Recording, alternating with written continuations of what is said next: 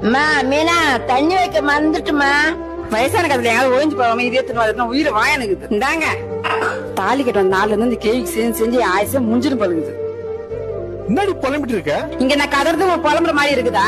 உங்க அம்மாக்கா சேவை செஞ்சா இங்க இறக்க முடியாது.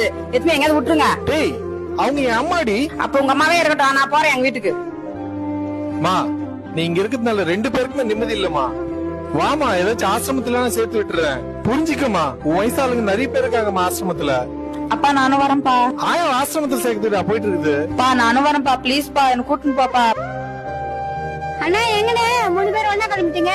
எங்க ஆயாவை அனாத ஆசிரமத்துல சேர்க்க போறேன்க்கா. அதுக்கு நீ அப்பா போற?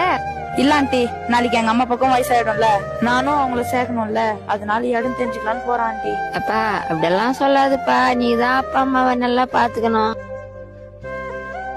ஆயா இந்த நைட்டு கூட கதை சொல்றியாயா? சொல்றேன்பா.